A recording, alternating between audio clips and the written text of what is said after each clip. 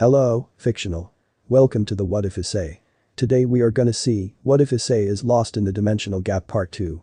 If you end up liking this video, please consider subscribe, so without further ado, let's get into the video. Rias awoke in the arms of Taro at their training camp. Feeling his warmth, for it was unnaturally cold in the room, she burrowed in closer to him. Not now, Rias, I'm sleeping. Keep it in your pants, he muttered, although this didn't stop him moving his hands so that they were now on her breasts. She gave an ahem in his direction, but she was ignored. It seems like you're really feeling the cold from these nipples, they're piercing my palms, he whispered into her ear. Breaking the heater was a genius idea on my part. Well played, me. From the lack of anything pressing into my behind, it seems like you are too, Rias responded, failing to stop a smirk covering her face. That's really rude, you've completely destroyed my confidence. I'm a grower, not a shower. Sure you are, honey, sure you are. I am, Taro said, beginning to whine. His then tone became more serious as he resumed speaking. Rias, you haven't told anyone else about my true identity, have you? No, I haven't told anyone. Good. And you mustn't. Not your brother. Not the other club members. It's not the right time for my true identity to be revealed. Too much would be expected of me, and many more enemies would come my way. I hope this doesn't put you in a difficult spot. It's fine, but you, or I, will have to tell people eventually. I know, but not yet. Taro, as you're from a family who were once of the most powerful devil clans around, surely you must have a power that extends beyond just developing basic abilities like teleportation and bending people's will. Perhaps I do. So do you not know if you do or? No, I know. What is it then? I'll show you mine if you show me yours. She punched him. Is your special ability that you know things? She asked with a smirk. No, that's something different. So you're just not telling me then? Why not? Spoilers, he said with a smile, and I don't want to lose my image as the tall, dark and handsome mystery man that came into your life. You're not even 6 foot. SSH, stop trying to destroy my confidence, he whispered, before pulling her in closer and going back to sleep. It's still raining outside, it's raining so much it feels unnatural, Kaneko said, as the club gathered in the living area of their accommodation, awaiting the arrival of their brave leader and their newest member. Where there is Idid sat on top of one of 2 hills that were positioned side by side, with a river flowing in between the 2 of them. Does the water level look a little bit higher than usual to anyone else? Roswa suggested. I can't see the train tracks anymore, Asia replied softly. We should go and investigate it. Irina piped up. Shouldn't we wait for Rias and Taro? Asia suggested. We leave a note, responded Akeno.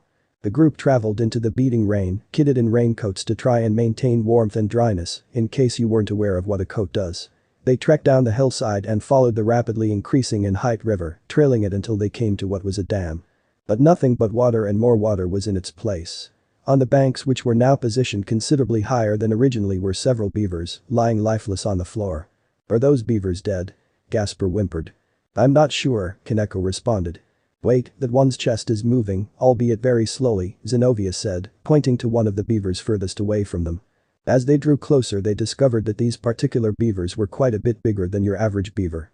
The beaver they saw moving turned towards them and, upon spotting them, initially cowered away and tried to cover itself, but recognizing that their movements did not give the impression of them being potential adversaries, it began to speak. Get away, save yourself before it's too late, before they see you, it murmured, stretching out its paw in their direction and gesturing for them to go. Did that beaver just talk? Queried Irina. There's something off about these beavers, Kaneko remarked. This place is looked upon as one of the more magical places in the human world, perhaps this is one of the reasons why it has magical talking beavers, Akeno informed them. Let me help you, Asia said, running over to the beaver and sitting at its feet. She stretched out her hands and allowed them to hover over the beaver, green light spewing. What are you doing? It snarled. I'm a healer, Asia replied. The beaver started to cough and spat out some water. As it began to regain its strength, it sat up and turned to them. My name is Minji, please heed my warning. Get out of here while you can. There are evil things at play here, it told them. What happened? Please, tell us, we can help. We are devils, Zenobia responded to it. Minji looked at them and opened its mouth to speak, but instead hesitated and looked down, the pain of the memory too much. Eventually, courage flowed into Minji, and it finally felt able to tell them of its perils. Minji coughed a little and then began. It started off a normal rainy day. The dam reacted accordingly, with the dam releasing the stored or excess water. But the rain kept coming, and the dam could no longer take it. Rather than fleeing, we tried to fight it in the knowledge that there is a town at the bottom of the river which is at grave risk. My brothers and I tried in vain to stop the rain. Although no one understood, we were holding back the flood, learning how to dance the rain. There were more of them than us, now they, my brothers, will never dance again. More of what than you? Kiba asked. Mermen. Minji responded. We need to go back and get Rias, Akeno said uneasily, and they did so. Talking beavers and mermen. Are you high? Taro cried out. No, Kiba replied bluntly. Really? It's just that I don't remember walking through any wardrobes, and yet you guys seem to think we're in Narnia, Taro retorted. I have heard of these beavers lurking here, but I didn't think that any of us would see one. May I speak to this beaver? Said Rias. Sure, he's waiting just outside, Kiba answered. Rias was guided out of the accommodation to a most surprising of sights. A beaver the size of a Great Dane dog. She walked over cautiously, not entirely trusting an animal she knew little about. Hello, my name is Rias Gremory. I'm given to understand you have been attacked and require aid. We would like to be of assistance to you, Rias said to the beaver. Hello, and that is very kind, but I can't put you and these children in danger like this, Minji responded. Oh. My. Days. The beaver actually spoke. Oh my days, oh my days, oh my days. Why is no else making a big deal out of this? Cried Taro, unable to cope with this, waving his hands frantically up and down in an effort to come to terms with what he was seeing. Rias smacked him round the head. You're being rude, she scolded him. We are devils, putting ourselves in danger is what we do. You have said there is a town at risk, it is right for us, no it is our duty, to save them. They revisited where they'd originally encountered Minji this time with their full complement and returned to find that the river had increased further in size, taking in the dead beaver corpses, rendering them lost potentially forever. My brothers are gone, how am I to give them a proper goodbye to commemorate their memory now? How will they make it to the beaver underworld when their bodies haven't been given the proper burial? Minji wept. I just can't take him seriously.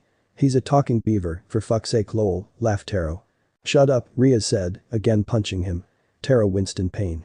I'm sorry that you won't be able to give your brothers a proper send-off, but you can still avenge their deaths. Thank you, Minji responded.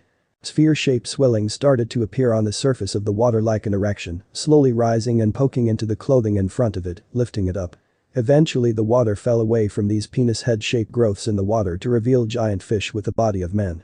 This must be a dream for you girls, you must be absolutely wet seeing one of your fantasies becoming a potential reality, Taro said with a smirk. What? Rias questioned ferociously. Women dream of mermen rescuing them from the sea, Taro informed her. I'm given to understand, he added. Why would we dream of men with fish heads? In what way would we find this attractive? She demanded. But this way they'd have matching genitalia. But they'd still have fish heads. I'm not kissing that. You wouldn't necessarily need to kiss that head. Could you two stop bickering so that we can return to the task at hand please?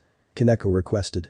My apologies, get ready, my servants, the battle is upon us, Rias replied. The mermen started to wander over in their direction, slowly and menacingly, their fishy faces expressionless. One of them raised a fin and a wave of water was sent in their direction, taking the Occult Research Club by surprise and knocking them down. Roswis took to the sky so give her a high vantage point for one of her elemental attacks. Akeno was about to follow her into the air when Taro pulled her back down. Their power's too dangerous in this weather. If it wasn't raining and it was just them in the river then it would be okay, no one else would be at risk. But as it's raining and everywhere is wet, everyone would be at risk if you were to fire a bolt of lightning including yourself as it's essentially electricity, Taro told her, whilst his gaze remained planted on the incoming mermen. Oh, okay, so what should I do? Akeno asked. I think you may have to sit this one out, but we'll see, he replied. Elsewhere, Rias suddenly came to the realization of what they were. They were water demons who were a long way from their home in the underworld. She alerted her peers to what they were, whilst trying to work out what purpose these water demons had. Just to cause mischief seemed too basic a reason. There must be more at play here, but she had no idea what. Rias turned to her team and began to issue out instructions. Kiba, Zenobia, Irina and Kaneko, you cut down those nearest to the riverbank. Roswis, you attack those further back with various types elemental attack. If things get too much, Gasper, I want you to freeze them to give us time to recover, and Taro, I want you to pull anyone out from harm's way when necessary. Asia, you hold back as we don't want to lose our healer. Right, the rest said in unison. Rias, join Roswis in the air. We've lost Akeno so we need someone else up there. I can direct things down here, Taro told her.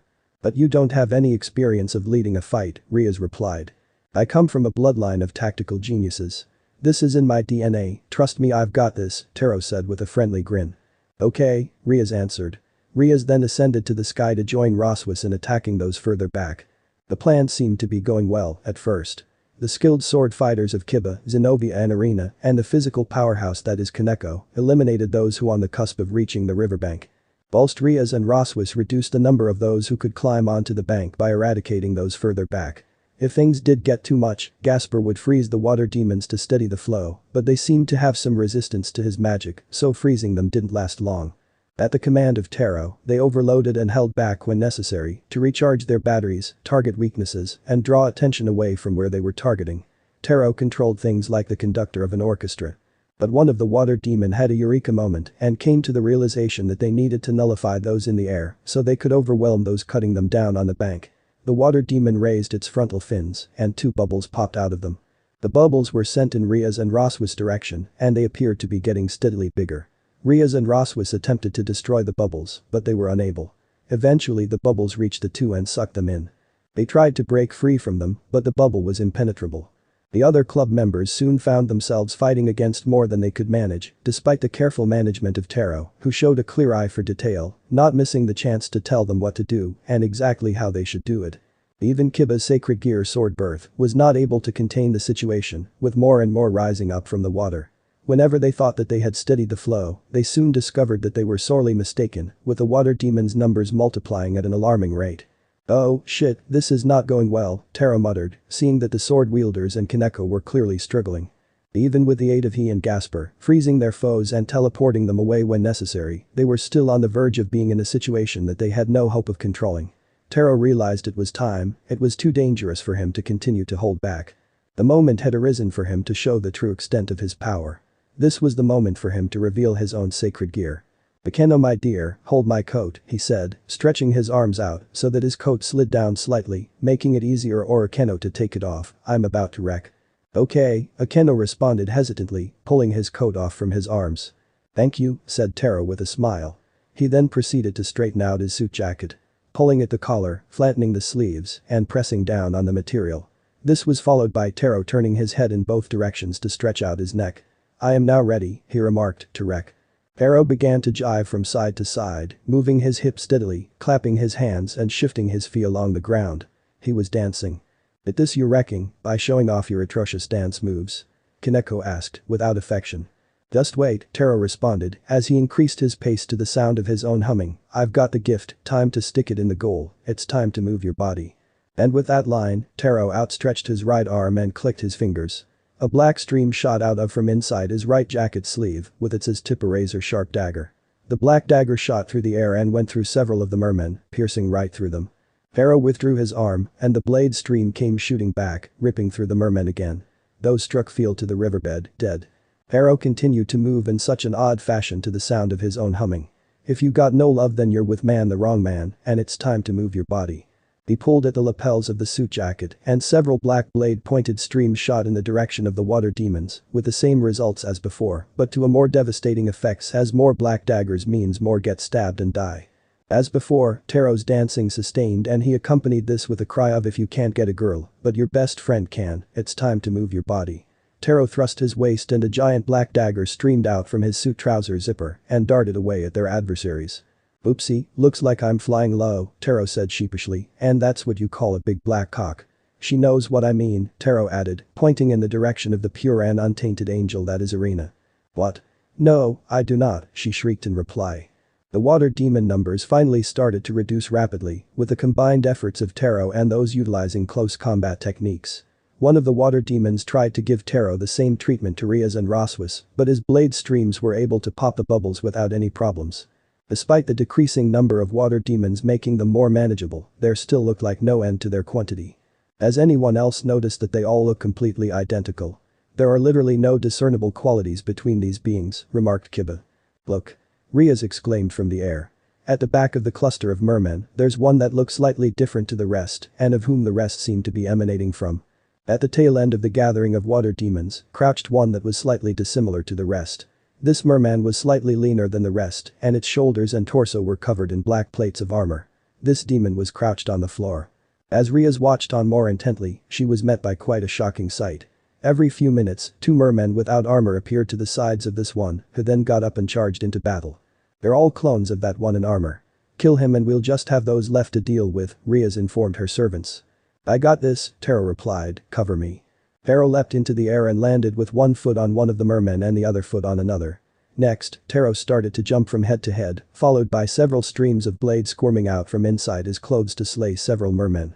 "I don't wanna rock," Taro sang, pointing his left hand to the left and his right hand to the right, with black daggers firing out from both at the mermen, DJ. "But you're making me feel so nice. When's it gonna stop?" And Taro pulled at the lapels of his jacket and panned his torso across that which was in front of him, firing like the gun of a tank being moved slowly from side to side, DJ. "'Cause you're keeping me up all night." The original water demon came into his line of sight and he propelled himself in the water demon. The demon looked up and was bewildered by what was flying at it. It cried out in surprise, feeling strangely helpless. Taro cupped his hands together, with the index and middle fingers of both hands stemming out to make the shape of the barrel of a gun. Taro made a firing gesture with his hands in the direction of the main water demon. A single black dagger slipped out from between his elongated fingers and cemented itself in the forehead of the demon. "Bang, motherfucker," Taro shouted. The demon fell to the bottom seabed and its body was carried away by the current. Upon the assassination of the asexual water demon, not only did the creation of more mermen cease, but the downfall of rain slowly came to a conclusion, with the sun finally allowed out from behind the clouds. "Wait, I've just realized I can probably do this," said Taro, directing his arms at the bubble-enclosed females in the air. He shaped his hands into that of two pistols and went bang. A dagger shot out from each sleeve and pierced through the bubbles, popping it. Before the daggers could continue on towards Rias and Roswis, Taro gave a strong yank on their tail ends, and the stream slithered back into his sleeves. "Yes, we're free, at last. Let's win this fight," said Rias with a battle cry. After again coming out victorious, the Occult Research Club returned to their accommodation to recuperate and to dry off. They went away for a hot bath. The lodging housed two separate baths closed off from one another, one for each gender, but Taro had other things in mind. "This is nice," remarked Kiba, relaxing into the hot water, seated alongside Gasper, with Taro on the opposite facing the two. "What is the point in telling me I can't bathe with the girls, who are probably naked in there? Surely they know I'll just pop in anyway?" Taro demanded, completely ignoring what Kiba had said. "Was the dancing required for you to use your power?" queried Kiba. "No, that's just for showmanship. You guys just need to let me entertain you," Taro responded. "And what did you mean when you said that to lead us in battle was in your bloodline?" Kiba asked. Taro looked at Kiba and hesitated before replying, thinking through his options. "I hail from a family who, before they were assassinated, were great military generals of the devil armies. My real name is Taro Takashimono, but I have had to change my name many times to throw people off my scent. You can tell no one else of my true identity." "Do the girls know?" Kiba inquired. "No, but I'm about to go and tell them," replied Taro with a smirk, "for you have provided me with an excuse to go to their bathing area." And in the blink of an eye Taro was gone. "Hello, ladies," said Taro, suddenly appearing in their bath. "Hi, Taro," replied Akeno, with a friendly wave and smile, making no attempts to cover her modesty. "What are you doing here?" demanded Kaneko, readying her fist to send him packing. "There's something I need to tell you and I decided that it couldn't wait," Taro answered. "I feel it is only right that I tell you of my true identity. My name is Taro Takashimono. I am from the Takashimono clan of tactical geniuses, hence why I took the leading role today. You told me not to tell anyone of your identity just this morning." Rias squawked at him, annoyance in her voice. "And you told me I needed to tell people eventually. So I've told my comrades. But, girls, you can't tell anyone else of this. And, Rias, you still can't tell your brother yet, I'm afraid," said Taro in a soothing tone, in an attempt to calm Rias. "Okay, now go," Kaneko instructed him, pointing to the door. "Nah, I like it here. I think I'll stay at decent view," Taro responded. He shut his eyes and let his body sink into the water. When he opened them, he found several angry women crowded around him, ready to strike. On second thoughts, but he was not allowed to finish that sentence, as fists came crashing down on him. Taro groaned as he lay in bed. Every time he tried to move he was hit by a wall of pain. Asia had offered to heal him, but the other girls had strongly objected to this. They wanted him to suffer for his indiscretion, and Asia decided to go with the majority and leave him in this state. "Would you be quiet, your whining is stopping me from sleeping," Rias told him. "I think I might be about to die," he moaned. "I can assure you that you're not going to die," Rias replied unsympathetically. "I'm given to understand you can heal me if we both get naked." "That is true." "So?" "Beg. Please." "No. Pretty please." "No." This heated debate was then interrupted by a knock on the door. "Come in," Rias shouted to the door. Akeno appeared from behind the door and wandered over to the bed. "Can I get into bed with you too, it's really cold," she requested. Sure, Rias replied, that way someone else can put up with him whining like a little bitch.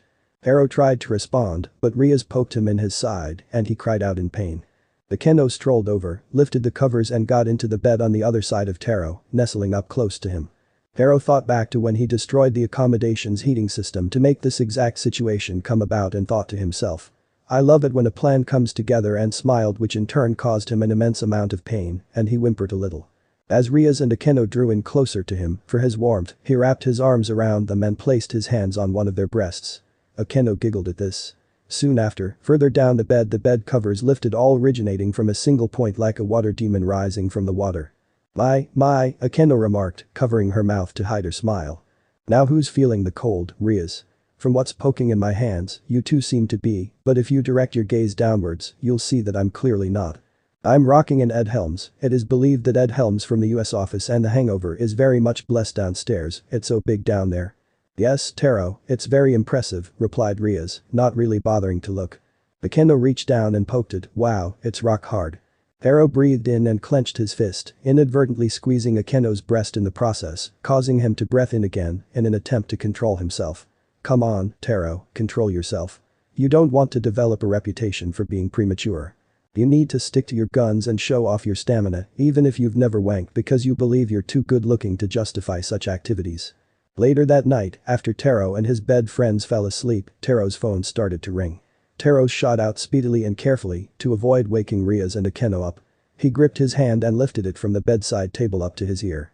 Hello, he said, you've located it. Fantastic, I'll be there within the hour. See ya, and he ended the call and placed the phone back on the bedside table. He sunk back into the bed and closed his eyes, breathing out. It's time, he muttered, opening his eyes quickly and propelling himself up. This movement awoke Rias. As he sat up, she muttered. Do whatever you want, just don't wake me up, as she looked up and saw that he was slowly moving out from under the covers. Wait, where are you going? She called out. I've got some business to attend to. I'll be back in a day, maybe 2, possibly 3. A week at the most. But I'll be definitely return. Probably, Taro replied. Probably. She shrieked, waking Akeno up with terror in her eyes at the prospect of losing another important servant. What's happening? Akeno murmured, half asleep. Taro's leaving and he's not certain if he'll come back, Rias told her. What? Akeno cried out. Okay, calm down, I'll be back. I promise. If I'm not back in a week, activate the sigil. You don't need to touch it to activate it, touching it is just for pretenses, Taro said to her, with a soothing tone. You better come back, Rias instructed him. I will. Goodbye, I'll see you soon, Taro responded. He kissed Rias on the cheek and gave her tits a playful squeeze, and then did likewise with Akeno. Next, Taro walked over to the door and turned back to look at them one last time, as they settled back into the bed and went back to sleep. I'll miss this. When I return, if I return, the likelihood of any more nights like these is very unlikely. But I must do this, I cannot be selfish. I owe these people too much, I must relieve them of their pain and give them what they truly desire, even if it's at my own expense. Goodbye, Rias Gremory and Akeno Himejima, until next time. I hope, he whispered and disappeared in the blink of an eye. Upon the culmination of their training trip, the Occult Research Club returned to Taro's house without Taro. 3 days had passed since his departure, and they had no clue as to when he may return, having received no form of communication from him. Whilst they didn't harbor any worries about Taro having gone back to the accommodation they'd stayed at, for he was aware of when their trip concluded and knew they'd be going back home afterwards, some of the club members did begin to fear that something had happened to him. Rias told them to maintain faith, staying strong whilst harboring her own doubts, but she knew she must put on a brave face, for it was her duty as their leader. The group gathered for their daily meeting at the club's school base. They waited, Rias giving them a briefing before assigning them with tasks and then departing. But this particular meeting was faced with 2 interruptions. The first of those interruptions came in the form of Azazel. Azazel appeared in the corner of the room and let out a loud cough to alert them to his presence, startling the club members. Sorry I haven't been around in a while. Surziches, Michael, the other higher-ups and I were on a team bonding trip in Magaluf, he told them. How did the mission I assigned you before my departure go? Did you capture that rogue devil that's been causing us a bit of trouble for a while? I forgot to mention to you guys that he is a very proficient teleporter and that he is able to bend your will, although these are all things you're probably now aware of. He's a crafty one, that lad. We apprehended him, but then we let him join the club, Rias informed him with a wry smile. You did what? Azazel exclaimed. Did you look him in the eyes for too long? Because if you then this probably wasn't your decision. No, I covered my eyes, he just made a very convincing case. I've heard he's a bit of a charmer and a bit of a lech. I know that's your type. Does he now share a bed with you? That's none of your business. What matters is that he has since proved to be a very valuable member of this club. I'm going to take that as a yes then. Try and start thinking with your head in future, Rias, not your vagina. Rias did not react well to that comment, sending a ball of demonic energy his way, which he quickly dodged. Sadly, a lamp was not quite as alert and able to dodge the ball, paying the price for its slowness with its life. The second interruption came in the form of a knock on the door, a far more polite interruption. Rias shouted to the door, giving permission to whoever was on the other side of it to come in. The door slid slowly open, and Taro Takashimono stepped in from behind it. "Guess who's back?" he said. "Taro," they cried with joy, coming over to welcome him in the wake of his return. Various members hugged him and patted him on the back, saying that it was good to see him. Once the greetings finished, Taro instructed them to sit back down, for he had something important to tell them. "It's great to see you all. I have again brought a gift, but this time I haven't cheaped out. This is one for all of you to share, and I'm positive it's a gift you'll all be delighted with," he told them, before walking back over to the door and opening it. "Come in. I've set things up for you to make an entrance." 3 days earlier. Taro walked over to the door and turned back to look at them one last time, as they settled back into the bed and went back to sleep. He looked upon them affectionately and fought the desire to weep over what he was about to give up. "Goodbye, Rias Gremory and Akeno Himejima, until next time. I hope," he whispered and disappeared in the blink of an eye. Taro reappeared on the outskirts of a small village in the underworld. He did coat up tight and pulled the hood up over his head before proceeding to enter the town. He walked assuredly and with purpose, he didn't want to let his footing betray his nerves. What he was about to undertake, if successful, would rock both his world and all of close to him, and in his case, possibly not for the better. This task required him to be clinical, for there wasn't a large window of opportunity available to him. Taro eventually came to a bungalow-type home with wooden door. He knocked on it and stepped back to wait patiently for it to be opened. "Taro, you're earlier than I expected. It's great to see you, man," a cumbersome robust gentleman said on the other side of the now opened door. "Hi, Roba, it's good to see you too," Taro replied. "Please, come in, come in. Let us talk," said Roba enthusiastically. Roba was around 6'4" and he was well proportioned to his height too. He had a strong build and large hands, and you know what they say about big hands. Big gloves. His skin was rough and calloused.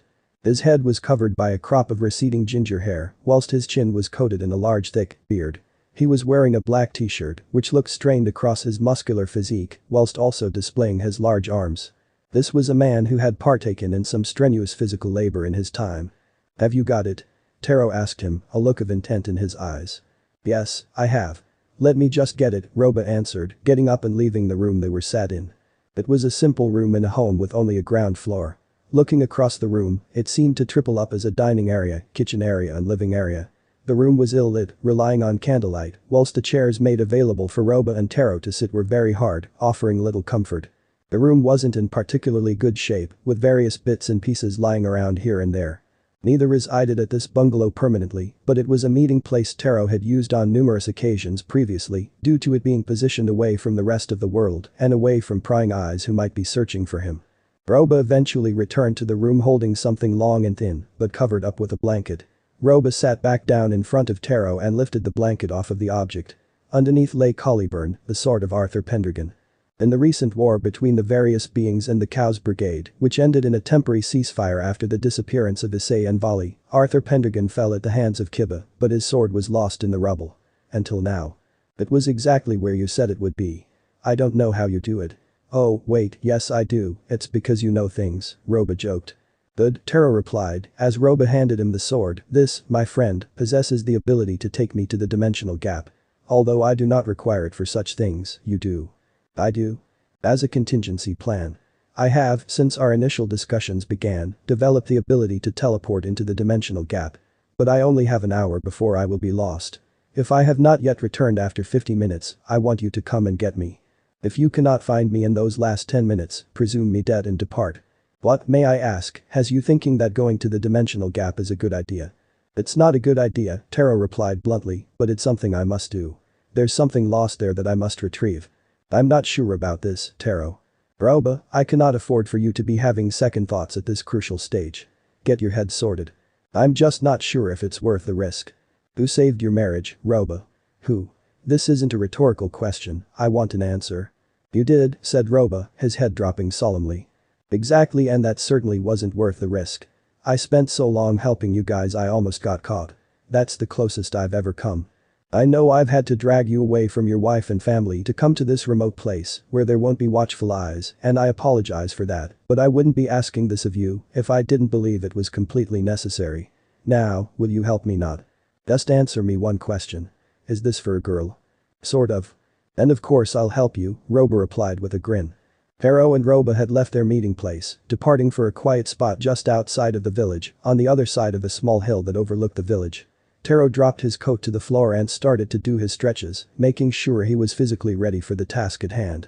Whilst he knew that the dimensional gap was predominantly based on the mental side of things, he felt he needed something to occupy himself as he psyched himself up for the task he was about to undertake. "I'm so glad you're doing this for a girl. I was beginning to worry that you might be one of those Nancy boys," Roba said with a hearty laugh. "That's incredibly offensive, you really shouldn't say such things," Taro told him apathetically. "Come on, mate, it was just a bit of banter," Roba responded. Taro changed the subject, finally being reminded of why he found Roba tiresome, his backward views and mild ignorance, but sadly such things are common in men who are more brawn than brain. "Are you ready to set the timer? You cannot get distracted, this needs to be the dot." Roba changed to a more serious tone. "Of course, you can count on me." "Alright, wish me luck," Taro said, and vanished. Taro blinked and found himself in the midst of emptiness. He occupied a space, but he stood on no actual mass. "This is some trippy shit," he remarked as he stepped slowly across what was in front of him, trying to get his footing in this strange place. He turned his head from left to right, not entirely sure of what he was looking for. As far as the eye could see there was nothingness. He could see no other solid forms, just wide open space. He bit his lip as the magnitude of what he had chosen to undertake became clear. He had traveled to this place on the off chance he might find something that he had no clue of the exact whereabouts of. He bit his lip as he realized he may have just taken up an impossible task. But he realized he must remain focused and confident. Now was not the time to have doubts. "I can't turn back now, I've traveled so far to change this lonely life." Taro continued to wander aimlessly, still not sure what he was exactly looking for to direct him to where he desired. Everywhere he turned looked the same. Blank. He decided to try a new approach and called out, "Hello, is anyone there?" But he was met with no reply. He stopped in his tracks and groaned. This was not going to plan at all. Out of nowhere, he heard a low rumble that resembled a growl. He turned slowly around to see a large blood-red creature. This creature had wings like a pterodactyl, the head of a lizard and the strong scaly body of a crocodile. It was a dragon. It was great red. The dragon's gaze was fixed upon him. Its large golden orbs, bigger than Taro himself, bore down upon him, looking at the young devil inquisitively and yet nonchalantly. "Oh, shit, please don't eat me," Taro whispered as fear crept into his heart. His hands became clammy, his heart started to beat very, very quickly, and his throat became dry. He gulped and stepped slowly back, the dragon roared at this movement, and Taro froze in his steps. I'm sorry," he whimpered, tears began to develop in his eyes. Great Red's eyes flickered and its gaze moved on elsewhere. It lifted itself off from Taro's level and flew away. A portal opened up and it started to fly through it. Taro wasn't swept with the overwhelming urge to follow it, believing that this was his best hope. Taro let out a large sigh of relief and charged after it, jumping through the portal right as it started to close. Taro almost lost a foot for his troubles. As Taro found himself in a new location, he discovered that he was falling at great pace. Shit, fuck, shit, fuck, shit, fuck, he yelped. The ground started to come up thick and fast. Taro covered his head as he met the ground with a thud. He groaned and spat out sand and salt water. He had landed on a beach of some kind, finding that he was now covered in sand and very damp after falling into the edge of a sea of some kind. This is going to ruin my favorite suit, this is disastrous. For fuck's sake, this trip better be worth it. He slowly lifted his head from the ground and looked up across the shoreline and was met with a welcome sight. There it was. What he'd been looking for. He'd found it. He'd found him. Issei Hyoudou sat cross-legged on the beach, with his arms leaning on his legs, cupping on his head. A vacant look was in his eyes as he looked across the sea disinterestedly.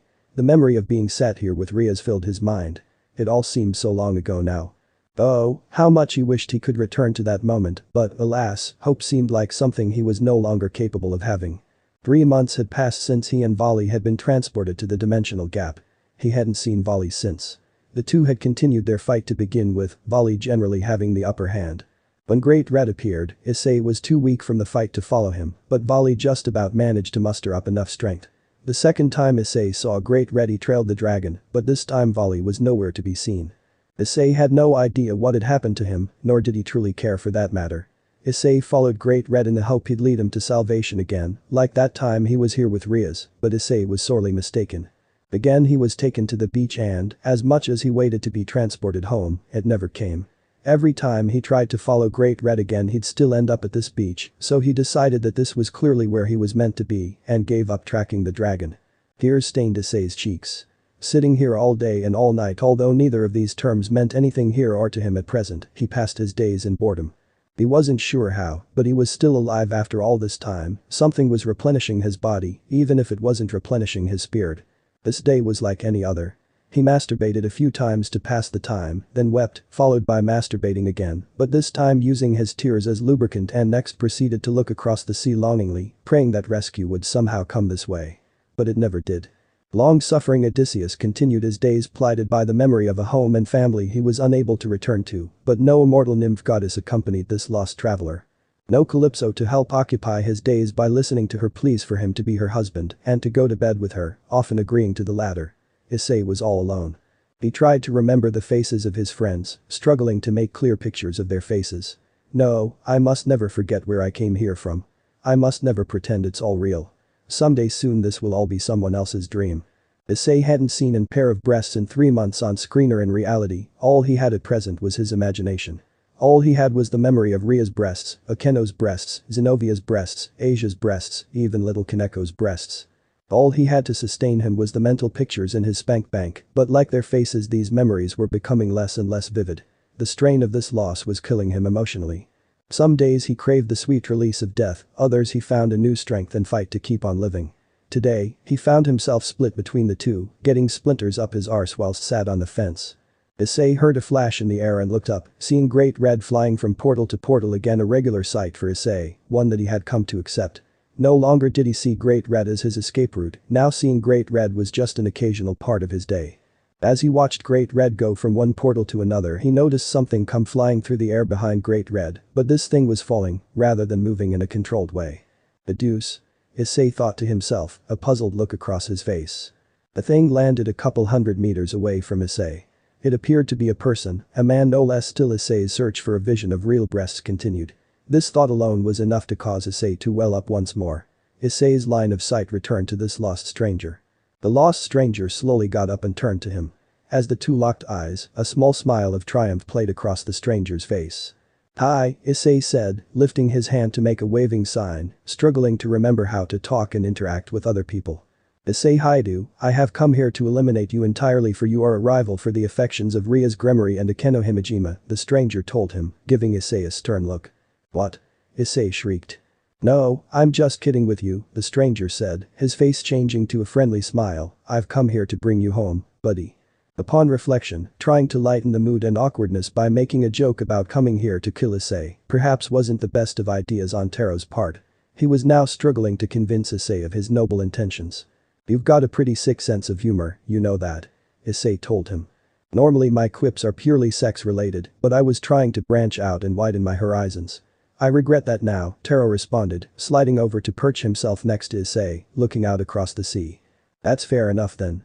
I myself like a sex joke here and there, so we might just get along after all." "I do hope so, particularly as I have recently become an associate of the Occult Research Club." "Really? That's so cool.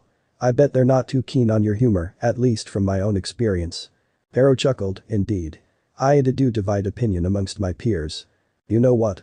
I think we're going to end up being good friends." Tero hesitated before replying. "Yeah," he said slowly, with his words lacking conviction, deciding it was perhaps not the best moment to inform Issei of his current sleeping arrangements. He didn't want to put a spanner in the works of this friendship whilst it's still fresh. Now was not the time for honesty, he needed to complete his mission first. After a moment of silence, Issei broke through this period of awkwardness by asking Tero, "So what's your name?" "Tero," said Tero. "So, can we go home now?" Issei inquired sheepishly. Tero gripped his chest, his heart still hadn't recovered and returned to its normal pace after he came to face with a dragon. Teleporting now may not be the best of moves for his health, but he was very much wary of time and how he was running out of it. "Fine," he replied, pulling himself up from the floor. Issei followed suit, the smile etched across his face, demonstrating the struggle he was under to contain his excitement. He was finally returning home. This long-awaited moment had finally come. "Give me your hand," Taro instructed, with Issei doing so. Taro breathed in, and when he breathed out he was back in the underworld where he'd left Roba, who was nowhere to be found. "Roba, I'm back. Roba." Taro looked around, but no one was there. "Roba." He called out again, as he strolled away to go to the toilet or something. He murmured to himself. "Who's Roba?" "The casual acquaintance. He was aiding me in my quest to find you. He has Caliburn in case I had any difficulty getting back, with or without you. The sword's not here anymore, maybe he went in after you." "If he has, he's gone in about 10 minutes too early," said Taro, although I'm not entirely certain if he can tell the time. Taro mulled things over. "Okay, I'll be back in 5 minutes," and he vanished. 5 minutes later Taro returned with a lack of success in his second trip, evident in the disappointment plastered across his facial features. The stabbing pain in his heart continued, but he bit his lip and forced himself to put on a brave face. Now was not the time for him to worry about a bit of residual heartburn and indigestion. "No luck?" asked Issei. "Is he here with me on my return?" said Taro sharply. "No. Then don't ask stupid questions. Alright, don't get snappy with me." "My apologies, I was misdirecting my anger." "That's quite alright," Issei replied. "Could he have bailed on you and just gone home?" "No, he wouldn't dare after what I did for his marriage. He knows I'd come for him and that if I told his wife about this, she'd kick him out of their house. No way would he have the balls to try and pull a fast one on me. So what do we do?" "Firstly, I'm going to check to see if he's gone back to our meeting place," and Taro disappeared and reappeared again. "No, not there." "We could fly over the town to see if we can spot him," suggested Issei. "Good idea," replied Taro. But alas, again their efforts were in vain. Roba was still nowhere to be found. "We're going to have to go and look for him, aren't we?" "Yep, afraid so. So I'm going to have to wait even longer to see boobs again." "For fuck's sake, it's been 3 months," said Issei, no longer able to fight his urge to weep. "Issei, if we see any titty bars, I will pay for you to see boobs. I understand the pain you must be going through." "No man should have to go through that," replied Taro, putting a reassuring hand on Issei's shoulder. "Thanks, mate, you're a real friend," Issei responded through his tears. "Yeah," Taro again said unconvincingly, the thought of the information he was holding back again from his new friend playing across his mind. "Is this guilt? This is new, I'm normally far more narcissistic." "This'll be a good bonding exercise," said Issei, "it'll help us become better friends." There it was again, the pang of guilt that Taro felt every time Issei mentioned their new friendship. Was this what was causing the stabbing pain in his heart, or was that, perhaps, something more sinister and health-related? Or maybe he'd just eaten something that was now causing him some discomfort.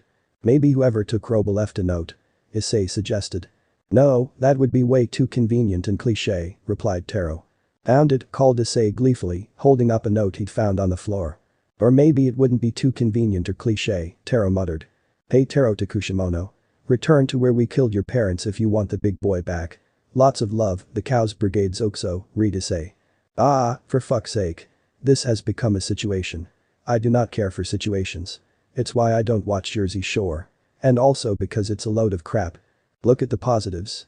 The Cows Brigade have those female soldiers who cover all their bodies bar their cleavage. Guess who's going to use stress break to see some titties? There's no guarantee that section of the Cows Brigade will be there, Issei." "Way to burst my bubble, Taro, just as I was getting excited about this." "Sorry, mate." After another awkward pause, Issei spoke up. "Should we call in some backup for this undertaking?" "No, we've got this. And I don't want to bring more people in on this. I have secrets I need to keep that this would reveal." "Okay, but if I die before I see boobs because of your pride, I am so going to come back and haunt you." "Boy, I just saved you from the dimensional gap. Don't get rude with me." Issei considered giving a scathing reply, but thought better of it and decided that making peace so they could return their attention to the task at hand. Alright, I think we're losing focus here, we've got a job to do and standing here bickering isn't helping us to complete it, it's doing the opposite, in fact. Good point, let's get going. We've got places to be, people to see, said Taro, putting his hand on Issei's shoulder, and then the two vanished into thin air. Taro and Issei reappeared outside the house Taro had fled from many years before. Taro had never revisited this place and, before the kidnapping of Roba, had no plans to ever return to this home of traumatic memories. Issei started to walk towards the house, with confidence and purpose in his step, but Taro remained frozen in his place, staring deeply at this decrepit old nightmare. Since his untimely departure, the building had fallen to a bout of rotting wood, with there being many holes and gaps in the house, although some of those holes may originate from plucky teenagers looking for goods to steal and sell for drug money. "Are you coming?" Issei called to Taro. "Yes, just give me a moment to take this all in," replied Taro, the pain in his chest intensifying. He breathed in and breathed out. He finally found the strength to move, and he forced his feet to shift from where they stood. He caught up with Issei and the two continued into the house. As they came to the doorstep, they were posed with an unexpected problem of how to enter. "Should we knock or should we attempt to sneak in?" queried Issei. "They're expecting us, what do we gain from trying to sneak in?" "Let's just knock," Taro responded. "Alright," said Issei, and he did so. He gave the old rotting wooden door a gentle knock. The door creaked open. "This doesn't feel right, it's like something out of a horror film." Taro ignored Issei and stepped into the house. He looked around the living room they entered into. It was exactly as he'd left it. There were the plants he'd watered on the morning of his departure in the corner, now just pots with soil in them, and the plants long since dead. In the middle of the room was the sofa, facing away from the door, a poor move on reflection after his father had been shot in the dead, completely blindsided. The sofa was now very tatty, with its insides now on the show in many corners and various holes appearing in the cushions. It looked as if the rats had got to it. The room also included various other chairs, chest of drawers, the desk his was working at when she was forced to flee on the intrusion of her home. Looking at the desk stirred the memory of his mother shouting to him to get out, get out, get out, well you can, as she was beaten to death. And that he did, he ran and ran, even when he felt he could no longer. The adrenaline and desire to live kept him going until he was certain he was safe. It wasn't until he recognized how far away he'd ran that he came to the realization that he'd teleported on several occasions whilst running, marking the first time he'd ever teleported. Taro's legs felt tired at the memory of the running he did that evening. It still remained the most exercise he'd ever done in his life. At present, the room was deadly silent. "Are they here yet?" questioned Issei. "Maybe we beat them here as they didn't cover the ground as quickly as you can." "No, they're definitely here. They might just be coding their presence in an attempt to catch us off guard." "How can you tell?" "I know things." "No, that's not an acceptable response. That tells me nothing. I want a proper answer." "I know things," Taro repeated. Issei was about to voice his frustration once more at this answer when a creak echoed throughout the house, seemingly emanating from upstairs. Taro took his finger to his lip and pointed upwards. Issei gave him a look of disdain at the suggestion. He too wasn't aware of where the sound had originated from. Taro began to make hand signals, pointing at Taro and then pointing to the stairs, before pointing to himself and forming a half circle with his arm. "What? What are you trying to say?" whispered Issei, confusion in his facial features. Taro mouthed a sigh of frustration and tiptoed over to Issei, repeating the hand gestures whilst providing them with explanations in a hushed voice. "You go up the stairs, draw their attention that way, whilst I'll teleport up behind them and provide a sneak attack." "So I'm bait. You're a dragon, you're meant to be powerful as fuck. Only when I'm swept over by an emotion, and I'm woefully out of practice after 3 months of just looking across a beach, masturbating and crying. Then this'll be a good exercise for you to get back into the routine then," replied Taro. "Which emotions stir you the most to action?" "Lust, love and loss, the latter two can generate an uncontrollable rage within me." "I see. Okay, I think this will do the trick," Taro began. "From telling you this, the enemy inside me is holding me back, but we know there's something in the silence. Get ready for it. Since joining the Occult Research Club, I have rarely spent the night alone. I have often been joined by Rias and more recently Akeno," he said apathetically. "What?" Issei shrieked. Taro lifted his finger to his mouth to gesture to Issei to be quiet. "We'll talk later, buddy," said Taro, giving Issei a friendly smile. "No, don't go. We need to talk about this now. You've stolen 2 of my girls, you dick." Issei called in a hushed shout, but it was no use for Taro had already gone. Despite finally owning up to his guilt, the pain in Taro's chest persisted. He was beginning to fear that this may be something more than just a vicious case of heartburn, but now was not the time to debate such matters. He had a casual acquaintance to save. Taro found himself looking on at around 20 or so men, covered from head to toe in padded clothing, wearing helmets that covered their faces. And they were now looking back at him. He raised his hand to wave at them, to break the ice. Issei won't be happy about this either. They're all men. No boobs here. Taro noticed that the 20 or so men were circling around Roba, who was lying on the floor, with his arms and legs tied together. Roba was covered in bruises and bloody wounds. Knowing Roba, Taro imagined that Roba put up quite the fight. Roba was still conscious and looked up to see his comrade, his face lit up. "Alright, mate." "Yeah, I'm alright. You?" Taro responded. "I've seen better days, I'm not going to lie," said Roba. "Thanks for coming though, means a lot." If I didn't, your wife would kill me. My only option really, laughed Taro. True that, Roba replied with a hearty chuckle. One of the Cow's brigade soldiers coughed to remind the two of their presence. I'll get to you, I'm having a chat with a mate here. Wait your turn, Taro told them. A loud shout echoed through the room, accompanied by heavy footsteps coming up the stairs at quite a speed. Taro, I'm not done talking to you. What do you think you're doing running off when you've just told me something like that? A voice from the stairs bellowed. Issei charged up the stairs and leapt across the room, completely ignoring the soldiers in his way. Issei threw his dragon armor-encrusted left fist into Taro's right facial cheek, sending Taro a few paces backwards, gripping his face. Boost. Ow, what the hell, man? Don't fucking hit me in the moneymaker, Taro cried out. That one was for stealing Ria's hand, Issei cried, and then proceeded to throw his right fist into Taro's left cheek. That one was for stealing Akeno. Any other girls you've stolen and who I need to punch you for? You just hit me in the lady killer again, for fuck's sake, Taro cupped his mouth, moving his hand to spit out some blood and a tooth. No, he grumbled, I haven't been around long enough to make a move on any of the other girls yet. I came to save you instead. Yet Issei cried, kneeing Taro in his groin, and that's a low blow, man, bringing up how you saved my life when I'm dishing out punishment for stealing my women. Boost.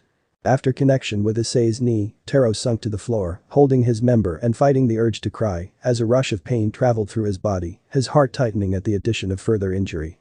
Issei, Taro began, spitting further blood out from his mouth, this is not how I wanted things to go. I was going to tell you on the trip home, when we could have a reasoned discussion like adults, but you needed a source for your rage to reach full power. Although I didn't expect you to use it on me until after we dealt with these guys. I'm sorry I stole Rias and Akeno, I sometimes forget how alluring my charm can be, but if you hit me one more time I will wreck you. Thank you for your apology. So you'll stop courting my women then? Taro laughed, no way. That's it. And Issei swung his foot down on Taro's stomach. Taro coughed in pain in response, further blood spilling out. Boost. Taro lifted himself up slightly so that he was now on his hands and knees and chuckled a bit. He rose up further until he was stood, albeit struggling to remain still, shaking ferociously. He lifted his head and looked up at Issei. He gave Issei a cheeky smirk before gathering himself enough to speak. Issei, check yourself, he began, before you wreck yourself, cause black daggers up your ass are bad for yo health. Two black streams slipped out from Taro's sleeves and went flying in Issei's direction. Issei, startled by this action, was unaware to prepare himself in time and found himself being sent flying into the wall, pinned against it by the cloth on the sleeve of his shirt by the two black daggers. Issei groaned over the pain that was shooting across his back from the force of hitting the wall. Boost. Okay, I have boosted enough. Taro, I'd review who will be getting wrecked if I was you, Issei chuckled as he hauled himself off from the wall, coming unstuck. As the daggers fell from the wall he grabbed the streams attached to the daggers and that came from Taro's sleeves, then proceeding to yank them back. Taro came racing towards Issei along with the streams. As Taro's hurtling body reached Issei met it with a butt to the head. Taro's head rolled back and his nose cracked, he grunted in response. As he began to drop Issei caught him his jacket lapels and stared intensely into Taro's face. Taro spat blood in Issei's face and smiled. Issei was about to open his mouth to reply to this despicable action, but found himself interrupted by another cough from the soldiers, who were unsure how to react to their opponents fighting amongst each other, instead of with them. We'll get to you, fuck off. Issei and Taro shouted at the soldiers, whilst also unleashing an explosion of energy and a stream of daggers, the way of the soldiers respectively. The soldiers found themselves reduced to half their numbers after the attack. This is the world's worst rescue attempt ever, Roba called to his saviors. Taro turned to Issei, could you let me just free him from being tied up, he could probably take most of the soldiers left that way. Issei nodded. His issue was with Taro, there was no reason to let Roba suffer because of it. Taro shot out two streams to cut through the ropes, tying Roba's arms and legs. With his body now free and able to move, Roba slowly maneuvered himself back to a standing position and followed this by adjusting himself so that he was facing. He cracked his knuckles and smirked at the soldiers, it's clobberin' time. Try and be original with your catchphrase, Roba, Taro called to him. Roba smash, replied Roba, as he let his massive fists thump down on the heads of two soldiers. See what I said before, Taro said. Taro then redirected his attention to the gentleman who had him by the lapel of his jacket. Through the blood that dripped down his face he found the strength to give Issei a wry smirk. Beating the man who saved your life to a pulp isn't going to help you win any hearts back. Stop trying to talk to your way out of this just because you know I've got you beat, Issei replied. You're a dragon, whilst I'm just equipped with dashing good looks, an irresistible charm, and a suave but temperamental suit that shoots out daggers when it's pissed. And you're only winning because you blindsided me. If I had seen you coming my way, you'd be in the ground by now. Keep telling yourself that. I will, my ego is very badly bruised, said Taro. Look, Issei, you can either make the decision on your own to stop hitting me, or I'll have to make it for you. I don't follow. I'm literally right at your eye level. This is perfect range for me. Perfect range for what? You're not going to try and kiss me, are you? Whilst I'd be flattered, you're not really my type, you don't have tits. No, I'm not going to try and kiss you. I too am an enthusiast of those with breasts. And I've just realized you've never seen me in action to see what abilities I possess. You know what? I want you to make the conscious choice to stop hitting me because we're friends. We're not friends. We were. For about 10 minutes. It still felt just as real as any friendship to me, didn't it to you? Issei sighed, looked away from Taro, and lessened his grip on the jacket's lapels. Yeah, it did. And it's not impossible that we could return to that. Just imagine. Issei and Taro out on the pole. Females. Look out, Taro said softly. That would be nice, replied Issei, turning back to face Taro and smiling. Issei finally released Taro from his grip. Taro, unable to stand on his own 2 feet, slipped to the floor. Just as he was about to meet the surface, Issei caught him by the underside of his shoulder and hauled him back up, pulling Taro's arm around his shoulder to aid Taro in standing. Thanks, mate, Taro wheezed. At the end of the day, I didn't know you back then, you were just some guy, and they were pretty, vulnerable and, in my eyes, available girls. How was I to resist them? They weren't available though, Issei reminded him. It takes 2 to tango though. Am I really to blame? 2 pretty girls basically threw themselves at me, was I to say no? I mean, I did expressly tell them how attracted to them I was and that I was game for both, but they both kissed me first. Albeit after I saved one's life and quoted a love song that the other hadn't heard of, so mistakenly thought I was a man who was blessed with not just a turn of phrase regarding sexual matters, but also of love. But really, I did nothing to woo them. I get you, if I met 2 beautiful, busty girls who seemed keen on me I wouldn't hesitate either, and I wouldn't want to break it off under any circumstances either too. And, if they were to start sharing a bed with someone else, I'm glad it was with you, as you seem like a great guy. You're not too bad yourself, Issei. Tears flooded their eyes, unable to suppress the affection they were both feeling for one another, they wrapped their arms around each other in a deep hug. If you guys are done with your little moment, I could really use some help here. Shouted Roba, with several soldiers on top of him, attempting to restrain him. Issei, go help him. I'm just going to sit down for a little while, and I'll be with you shortly, said Taro weakly. Okay, Issei replied cautiously, laying Taro down gently on the floor, with his back resting against the wall. Taro laid his head back and breathed in deeply. He grimaced at the pain in his chest. The bruises and cuts on his face and elsewhere on his body bothered him little, but this inner pain was greatly affecting him. He felt his heart beating ferociously inside him. He groaned and coughed up some more blood. This has been a disastrous trip. My suit has been absolutely ruined. It's been ripped from crawling in the sand, and now it's got blood stains on it. Taro lowered his back down and looked on at the battle that was commencing before him. He drifted in and out of consciousness, only seeing fragments of what was taking place before him. His vision became blurred, but he could just about make out who everyone was. Issei charged in and threw the soldiers off of Roba's back. The two then proceeded to defeat the remaining soldiers, Roba using his amplified strength, Issei continuing to boost and unleash more bursts of power upon his opponents. Roba told Issei that they had taken the sword, Caliburn, somewhere, and that they needed to retrieve it before they could depart. Issei grumbled over this, but accepted it was a necessity. They didn't want to accidentally strengthen a foe. Roba walked over to Taro and bent down to ask him. Are you able to teleport the sword back here? Taro groaned at this request, but agreed to it nonetheless. He stretched his arm out and opened up his hand, concentrating intently to focus what little strength he had left on this task. The sword started to materialize before him, along with a person wielding it. It was the sister of its previous owner. LaFay Pendragon. She looked at them rather taken back by the sudden change in scenery. Hi, she said sheepishly. She turned around to see the soldiers on the floor. They were supposed to deal with you. This is unexpected. She continued to look around. Oh, Issei, you're back. Volley will be so pleased to hear that. Volley's back. Issei replied. Yeah, he forced his way out. He could have come back for me. He wanted you to prove your worth and save yourself. It looks like you have. No, I got rescued by that guy, said Issei, pointing at Taro. Hi, Taro wheezed. Well, that's very disappointing then. I get the sense you're not going to let me leave without the sword. You guys realize that none of you are worthy of wielding it, and so it wouldn't have worked as a way of traveling between dimensions anyway, right? Said LaFay. I've wielded Thor's hammer before, so I imagine the same skills would apply here, Issei replied. Oh, right. You might be able to then. But it wouldn't have worked for them at least, answered LeFay, pointing at Roba and Taro. An awkward moment of silence passed, with neither side entirely sure what to do. LeFay moved first, quickly getting up and letting her sword swing down on Issei. The dragon armor protruded out from Issei's left arm, coating the rest of body. Issei lifted his hands up and caught the blade, taking the full force of it like it was nothing. Issei stared blankly at LeFay. Got anything else? Hey, Issei, you realize she's a woman, right? Taro said. Yeah, Issei responded. So she has tits. Issei's eyes lit up and a smile forced its way across his face. This was the moment he'd been waiting for. Dress break, and he removed one of his hands from holding the blade, letting the other hand take the full burden of the sword and tapped LeFay on the shoulder. Wait, what?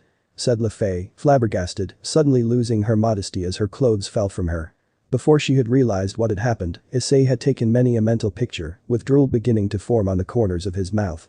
LeFay wrapped her arms around her body to cover up, releasing her grip on the sword in the process, allowing Issei full claim of it. This trip just became completely worth it, Issei remarked. Mate, she looks like she should be in middle school. What you've done is a bit of a nonce thing to do, Roba said hesitantly, with disgust shining through in his voice. Boobs are boobs, replied Issei, as he lifted his left dragon armor-clad arm up to face the embarrassed LeFay. Explosion, and a roar of power stormed out from his hand, sending LeFay flying. Is she dead? Asked Roba. No, she'll recover, Issei responded, it'll take her a couple of days though. That was more of a warning shot. We used to be friends, so I don't really want to hurt her too much. But needs must. Roba turned to the beaten-up Taro. Let's take you back to my wife to get you cleaned up, you took quite a beating out there today. I'm my own teammate, Taro grumbled. Don't be that way, said Issei. Fine, Taro replied, but he was still not completely satisfied.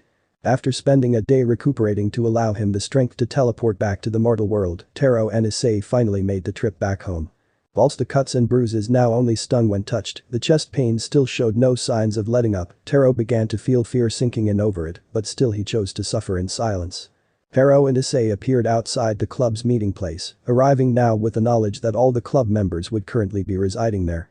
The two stopped outside the door in a dark, poorly lit corridor. Thanks for compromising your own masculinity and wearing makeup to cover up your wounds to stop me looking like a dick for beating up the guy who just saved my life, Issei said to Taro. I have not compromised on my own masculinity by doing this.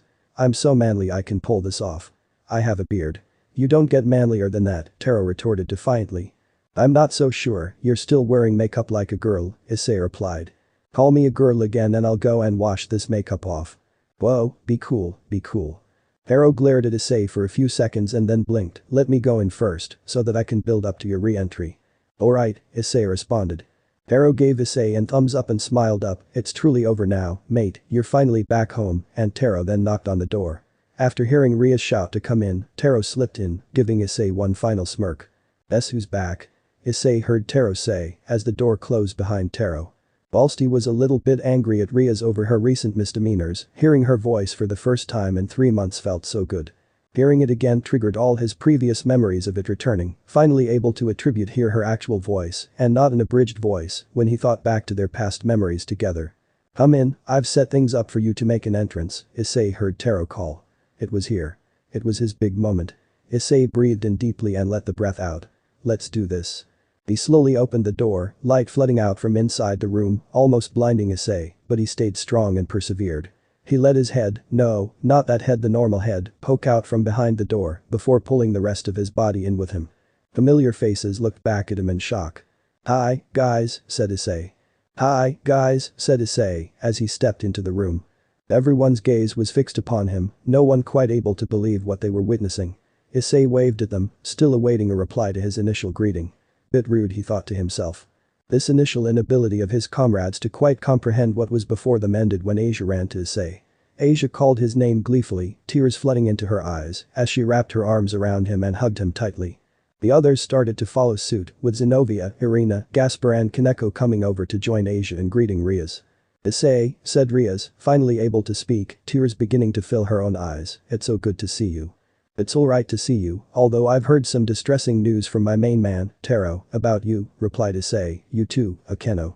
I am not particularly happy about what I've heard. What have you heard? Rias asked, uneasiness seeping in. But you two have been getting very cozy with Taro over there, Issei answered, interrupting Rias before she could respond to tell her. It's fine, I understand. He's got something about him, I'd fall for him too if I was a girl. He's a great guy. Thanks, mate, Taro chirruped in. No problem, buddy, said Issei. I've already beaten Taro up for it, so we're good now. I think I've got all the rage out of me. It's just good to see you all, and it's great to see real women of a socially acceptable age. You only beat me up because you blindsided me and because I tried to use reason, not my fists, retorted Taro, unwilling to look weak in front of his female fancies. Come on, Taro, you said it yourself. I'm a dragon, whilst you're just a guy with dashing good looks, irresistible charm, and a suave but temperamental suit. Taro bit his lip, not sure how to respond to such a convincing argument. After all, it was his own. I think we should just leave this, as neither of us is going to back down. Yeah, fair point. At the culmination of this minor dispute, Issei turned to his friends and exchanged pleasantries as the rest of the group began to swarm around him, asking about how he was, what happened, what he'd been up to, and how he got rescued. Taro held off in the background, watching on at a task successfully completed with the desired end result. Rias descended from her desk to join the rest of her group in welcoming their lost friend. As she strolled over, she paused next to Taro and turned to him, "Thank you. This means a lot to everybody." "I can't believe you've managed to bring him home," said Rias, the emotion of the occasion becoming overwhelming with tears starting to stream down her face. "We would have been back sooner, but I needed time to recover after he beat the shit out of me. He's a tough cookie, he'll prove invaluable in future battles, he's a real heavy hitter," Taro replied. "How did you get him back?" Rias asked. "When I bailed on training few days ago, I went off to try and teleport to the dimensional gap, eventually finding myself just about able. I feel bad for punishing you now," she said with a smile. "No, I disobeyed your orders, you needed to discipline me or you would have looked weak in front of your other servants," Taro replied. "There's something you should know. We were also delayed by having to fight the Cows Brigade, who seemed to have followed me, or my accomplice in saving Issei, to where I departed this dimension. Either way, we may have a very grave problem developing. Apparently Avali is also back too, if that means anything to you." "It does, thank you for the information," she said with a serious tone, before softening up to say thank you again. As she walked past she patted Taro on the arm affectionately and gave him one last smile before joining her club members in greeting Issei. Taro looked on with a smile as Issei found himself being interrogated by those around him. Taro considered joining Issei and the others, but instead began to feel lightheaded and the pain in his chest intensified. Taro gripped his chest and gritted his teeth, trying to ignore the throbbing ache inside of him, but he found himself unable to. In a blur of light, he found himself falling to his knees and then lying on his stomach, his face smacking against the ground. "Taro," he heard Rias cry as her and the others came running over to him. "No, not the moneymaker. We can't have him falling on his beautiful face," Issei shouted. Taro's vision started to fade and the noise around him became distant. The final words he heard came from Issei, "This is a bit of a dick move, to be honest. First he steals my girls, now he's stealing the attention when it's meant to be my big moment. I'm genuinely worried about him, but he is beginning to become a bit of a thorn in my side." Taro found the strength to smile against the pain, appreciating the humor and lack of sentiment and concern his friend was showing for him. "Sorry, mate," Taro thought to himself, "I'll try and make it up to when I next can," and then it all went dark. End of the part 2 here. So that's it for today's video guys. Before you go, just like the video and share it with your friends. Bye.